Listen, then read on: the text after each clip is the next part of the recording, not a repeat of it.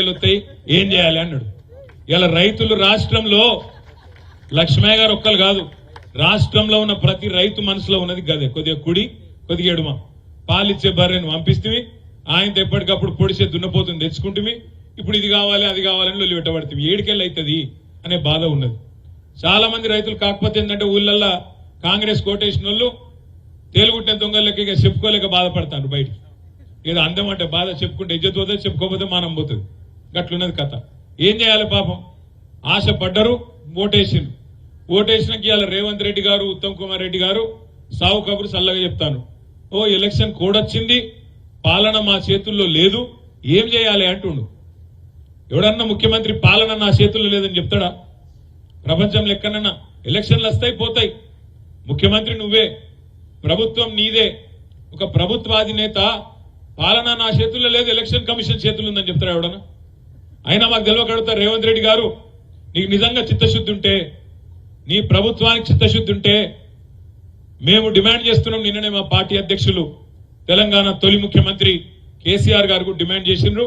మేము కూడా ఇవాళ ప్రతి నియోజకవర్గం నుంచి చేస్తున్నాం. నీ ప్రభుత్వానికి చిత్తశుద్ధి ఉంటే రైతులకు స్పష్టంగా చెప్పు. 500 బోనస్ విషయం అడిగితే అది బోగస్ ముచ్చటనా నిజమా అని ఇవాళ మేము అడిగితే ఎలక్షన్ కోడ్ వచ్చింది అని చెప్పి ఇవాళ కుంటిసాకులు చెప్తున్నావు. ఎలక్షన్ కోడ్ రాకముందే మేము అడిగినాం, నీకు చిత్తశుద్ధి ఉంటే జీవోది అన్నాం, కానీ నువ్వు తప్పించుకునే ప్రయత్నం చేసినావు.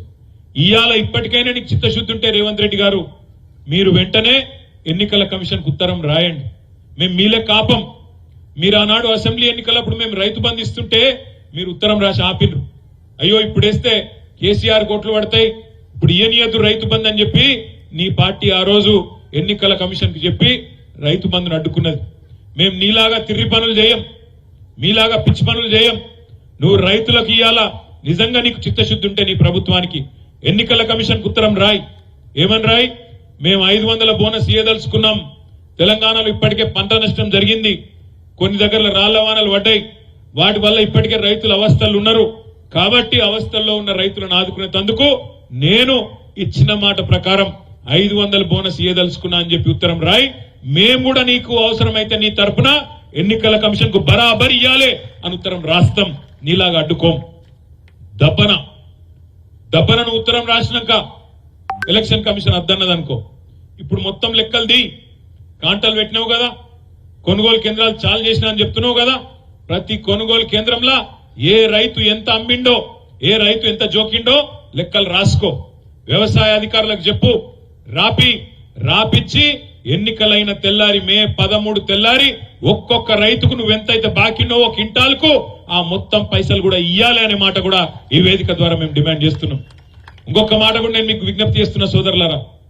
సరే మోసపోయినరు, ఇబ్బంది పడ్డరు. నిన్న సార్ ఒక మాట అన్నాడు కేసీఆర్ గారు, ఆ ఒక్క విషయం దయచేసి మనసుకి ఎక్కించుకోండి. ఇవాళ మంత్రులు మాట్లాడుతుంటే, ముఖ్యమంత్రి మాట్లాడుతుంటే తెలివి ఉండి మాట్లాడుతుండ్రా, తెలివి తక్కువతనంతో మాట్లాడుతుండ్రా అర్థమైతలేదు. మన జిల్లా మంత్రి శ్రీధర్ బాబు మాట్లాడతాడు. ఆయన అంటాడు వర్షాలు పడకపోతే కూడా మమ్మల్నే తిడతారా అని మాట్లాడుతుండు శ్రీధర్ బాబు. వర్షాలు పడలేదా? శ్రీధర్ బాబు గారు ఎక్కువ కాలం కాలే, పోయిన సంవత్సరం వర్షకాలంలో మొత్తం రాష్ట్రంలో 14% సాధారణం కంటే 14% ఎక్కువ వర్షాలు పడ్డాయి. ఎవరో కాదు, ఇదే శ్రీధర్ బాబు గారు మంతిన్లో ఎక్కువ వర్షపాతం పడి కొన్ని చోట పంటలు మునిగిపోతే ఈయననే తిరిగిండు. ఆ రోజు వర్షకాలంలో తిరిగి పంటలు నష్టపోయిన వాళ్లకు నష్టపరిహారం ఇవ్వాలని ఇదే శ్రీధర్ బాబు మాట్లాడిండు. ఇలా అదే శ్రీధర్ బాబు ఏమంటాడు, ఆ రోజు ఎక్కువ వర్షాలు పడ్డాయి, పంటలు మునిగినాయని లొల్లి పెట్టిన శ్రీధర్ బాబు గారు ఇవాళ మాట్లాడుతున్నాడు వర్షాలు పడపోతే మమ్మల్ని తిడతారా, కరువు వస్తే మమ్మల్ని తిడతారా అని మాట్లాడుతున్నాడు. నిన్న సార్ ఒక మాట చెప్పిండు కేసీఆర్, దయచేసి ఒక్క ముచ్చట మనసుకు మంచిగా ఎక్కించుకోండి, 10 మందికి చెప్పండి. ఇది నిజంగా చెప్తున్నాం, మేము ఏదో రాజకీయం కోసం కాదు. ఇది కాలం తెచ్చిన కరువు కాదు, ఇది కాలం తెచ్చిన కరువు కాదు, ఇది కాంగ్రెస్ తెచ్చిన కరువు. ఎందుకంటున్నా ఈ మాట అంటే ఒకసారి యాద్ చేసుకోండి. పోయిన వర్షకాలంలోనేమో వర్షాలు మంచిగానే పడ్డాయి, చెరువులు నిండినాయి, ప్రాజెక్టులు నిండినాయి. మనం అధికారంలోకి వెళ్ళి దిగిపోయిన నాడు అన్ని సుభిక్షంగానే వాళ్ళ చేతులు అప్పచెప్పిపోయినాం. 7,000 కోట్ల రూపాయలు రైతు బంధు కోసం కూడా జమ చేసి మళ్ళా మనం రాగానే డిసెంబర్ 3 రోజు వెంటనే ఇయ్యాలని చెప్పి అనుకొని పైసలు కూడా జమ చేసి పెట్టి పోయినాం. చెరువులు నిండనే ఉండే, ఖజానా నిండనే ఉండే. ఈ లోపల మనం ఓడిపోయినాం అనుకోకుండా వీళ్ళు వచ్చి కూర్చున్నారు. ఏం జరిగింది తర్వాత? ఏం జరిగింది అంటే మనం మొత్తం గోదావరి బేసిన్లు ఉంటాం. మన ప్రాంతం, మన సిరిసిల్ల గాని కరీంనగర్ గాని మొత్తం గోదావరి బేసిన్లు ఉంటది. మీ అందరికి మొన్న చెప్పిన మళ్ళీ చెప్తున్నా, మన రాష్ట్రం ఎట్లుంటదంటే భౌగోళికంగా చూస్తే ఇట్లా గుడిసె లెక్క ఉంటది. మన రాష్ట్రము ఇట్లా గుడిసె లెక్క ఉంటది. ఈ గుడిసె దిక్కు ఒక కిందికేమో ఒక బందుకు కిందికెళ్ళి గోదావరి వారుతుంది, ఇంకో బందుకు కిందికెళ్ళి కృష్ణానది వారుతుంది, మధ్యలో ఇట్లా మొత్తం తెలంగాణ భౌగోళికంగా ఉంటది. అయితే ఒక బందుకెళ్ళి ఏదైతే గోదావరి వారుతుందో 80 మీటర్లు 90 మీటర్ల కాడికి గోదావరి వారుతుంది. ఇటు కృష్ణనేమో 100, 110, 120 మీటర్ల మీద, అంటే మీద అంటే సముద్ర మట్టానికి మీద. ఎందుకంటే నీళ్ళన్నీ చుక్క చుక్క ఏమైతే మీకు తెలుసు, వర్షం పడుతుంది, చెర్లు నిండుతాయి, చెర్లు వాగులకు వెళ్ళి మళ్ళా నదిలకు వెళ్ళి కిందికి సముద్రంలో పోతాయి. సముద్ర మట్టం మీదకి వెళ్ళి చూస్తారు. అందుకే ఎవరు ఎక్కడ ఉన్నారు అనేది.